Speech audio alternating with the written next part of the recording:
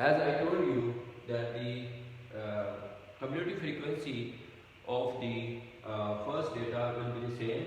Of the second data, the cumulative frequency of the second data, we will add up, we will include the second class of the data, the frequency, the number of the frequency with the first number of the frequency.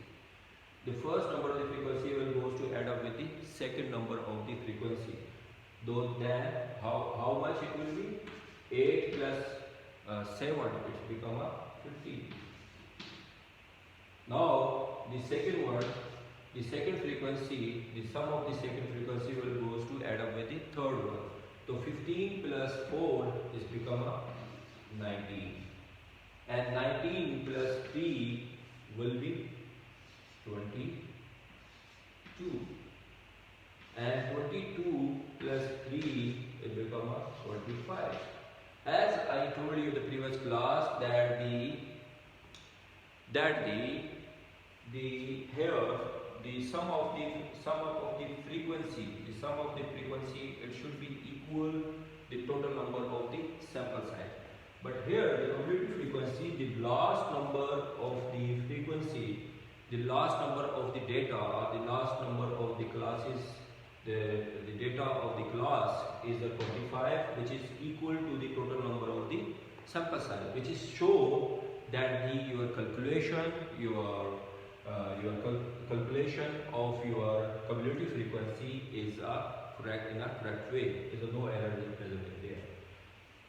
Okay, now in the last we will do the cumulative relative frequency. In the cumulative relative frequency, definitely we will divide the cumulative frequency of the first class 8 divided by the 25, and the 15 divided by 25, 19 divided by 25, 22 divided by 25, and 25 divided by 25. Now we will divide the 8 by 25 is 0.32, means 32%. Again 15 divided by 25 is 0.6. 0.6 means is 60%. Now 19 divided by 25 means 0.76. 0.76 means 67%. Now 22 divided by 25 is 0.88.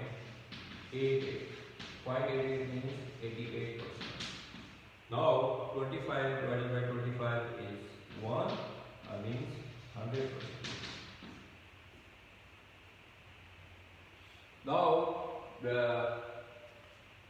after as I told you that again is the frequency table is the easiest and convenient way to organize the data and summarize the data and give the result, and it's also give the meaning to the available data or to the information. Now in this, if you will see the result of the relative frequency, we can say it was looking that the pupils are much spending their money of the average monthly income on their health, on the raw data. But when we organize the data, then we can say that the around, if we will add up 32% of the people are spending the money from their monthly income average from 50 to 99 rupees. I mean more less than 100 rupees they are monthly average spend on their health, and 28% they are spending from 100 to 150 rupees. If you will add up 32 to 28, 30 to 28%, it's become 60%. Now the 60% of the people, they are spending their money from 50 to 150 rupees. Monthly, from their monthly income, they are spending on their health from the monthly income. From the 60% of the people are spending from 50 to 150 rupees. So it's again is a give the look that the why the people are spending so much less amount on their monthly. Now from this data, from this survey, then we can also give the another interpretation. So that's it means the mostly people are spending their money, but they are accessing to the local healthcare facilities, to first line healthcare workers or first line healthcare facilities or the center which is are available in their surrounding. It's maybe running from the private sector, it's maybe running from the public health care center. So it is spending that mostly the people are visiting to the private clinics which is available in their surrounding, the 60%, and they are which is are easily accessed for them. So from this two-day session, we learned that how in the previous lecture we learned about how the ungrouped data will goes to organize it through in the frequency table and give the meaningful result. Now in the two-day session, we learned to how the group data which is available, which is the huge variation or the differences present in the data. So definitely we'll go to use the method of the frequency table, but we divide the data in the different classes. So for the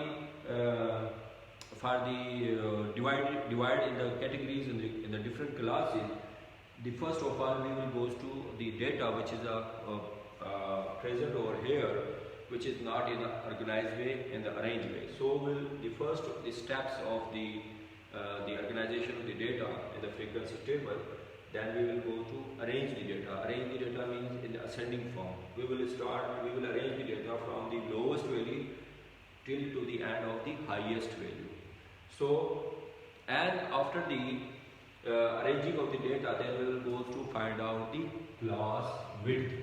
For the class width, we have the formula that in the numerator we minus the lowest value from the highest value.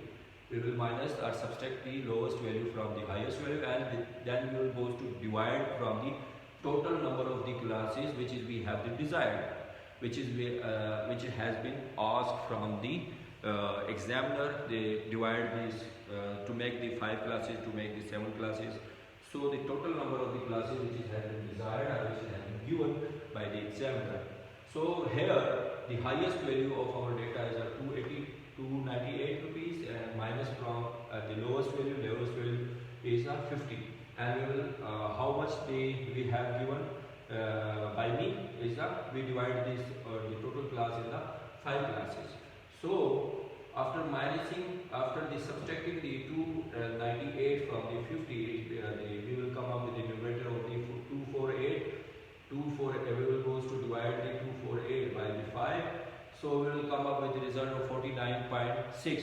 49.6 is the class width, but the 0.6 is more than 0.5. So we will go to equal it or summarize it